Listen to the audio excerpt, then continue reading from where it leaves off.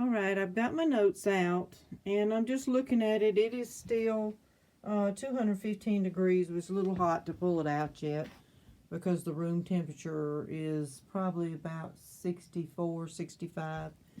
So it'd be a little bit of a shock. One thing I'm concerned about is this vase and the luminary beside it. The luminary, I just realized I'd never put the green on it. So I'm going to have to reglaze where some of the white is.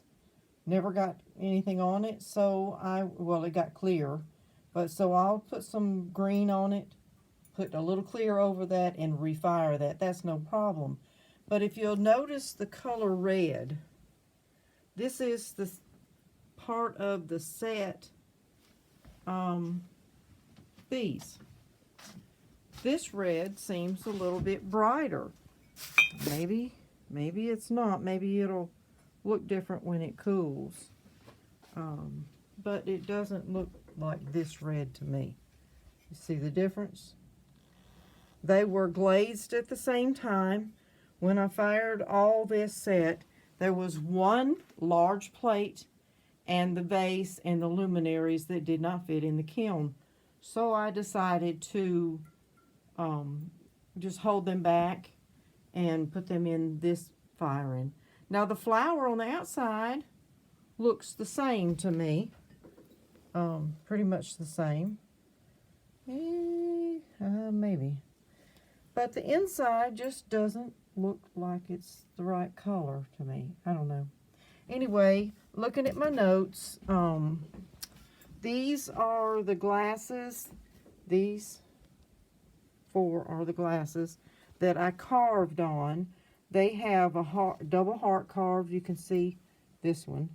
And then I have the word love written on both sides of the heart. Now I have some little charms that are hanging there. I will tie around it where, it curves in and back out, like the neck of it. And I will tie a little twine and have the charms dangling from it. And that's what these will be. This is coyote pink on the outside, and the coyote really red on the inside. Should be the same color. I guess it is pretty close, so maybe when they cool, it'll match a little better. Maybe I'll be satisfied then. Let me see if I can get a glove. Got it. Sorry. Just wanted to reach and get a glove. They do a glazing. Here's my glazing notes. If you can tell what it is, this is what I write down and kind of follow when I'm glazing. So when I pull it out of the kiln and I say, what color was that? Oh yeah, okay. So anyway, there is a combination they call Galaxy. And I tried that, not with the obsidian, which is a black, because I've done it before and the black just takes over every other color. And it never shows anything but black. But if you can see inside there, you can see a little bit of a color. Anyway, this is the, let's see, it's still 400 degrees, and I don't want it to shatter. But this is what the outside looks like. It's a combination of colors. It did show up pretty good. Like I say, it's got to cool before I get it completely away from the kiln just yet. Looking at this one, this is textured turquoise and copper. I just love the way that copper turns out. It's gorgeous. Scared to touch too much just yet. This dome here, the plate is under here that goes with it. This is obsidian all over, which is a black. And then I put indigo float all around the 2/3 of it. And then the very top I put what we call seaweed, which is a type of a green. But the green runs, it's a flux, and so it helps blend the colors. So that's going to be pretty. One question is, how well did, when I stacked this in the kiln, how wise did I make this decision? You see these lids here. There are these, that's the lids to these glasses. They are carved on them just like the top, like the mug is. And there wasn't enough room for all of it, so guess where one is? Under the dome. So I can't move it yet because I have to start from the top and work my way down. I stacked these stilts up here to do the beads, and then I had a little extra room, so I put a little stilt on top of those posts and put more little beads and trinkets up there. So I have to work my way down, but under this is one of these. So I'm wondering about the gases and the chemical reactions. Will the top be the same color as the mug since it was fired underneath? My bells, these are we call pinch bells. I just took the clay and pinched it together and formed it. I didn't roll out anything. I didn't put it on the wheel. I just formed it. Here's my little girl. She is a bell holding, it's a little snow girl with a sweater. You can see the texture when you're closer in it. She's holding a little mug. Did glaze inside of the mug brown, dark brown, so it looked like she's drinking hot chocolate or tea. And then I have just the regular bell. Let's see, I can grab it here. Put it right here on the side just a second. So here's my little bell. The little thing that is going to be the wind catcher and the bells to it are, I'm going to put one of these little snowmen up under it. So that'll hang.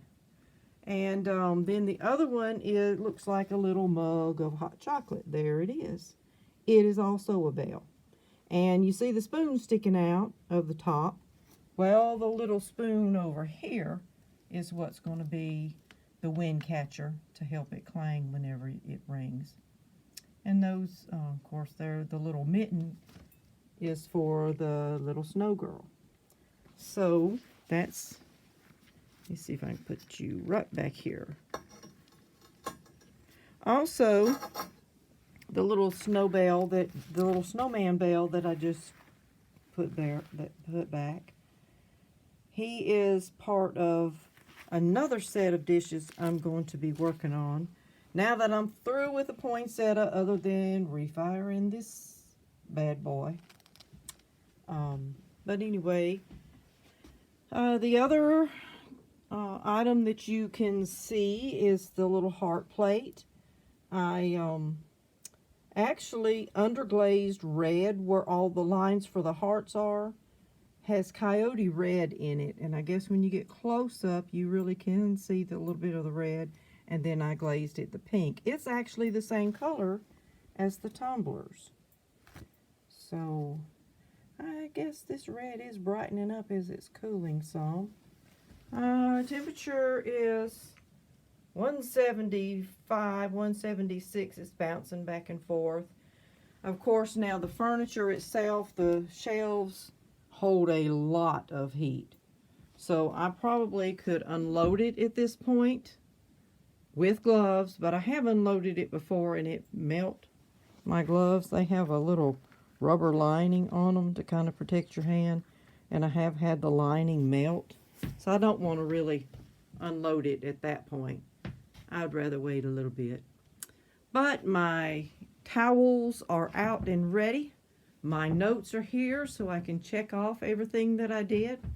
My striped towel, gift from my daughter-in-law and son. I keep those out, and that's what I put the hot pottery on so it doesn't harm my work mats. See, there's my work mats. Okay, well, I'll let you know when I get it unloaded. I wish I had a good stand to put this on so that you could watch me unload it. But I need both hands. And I will see you all later. Bye.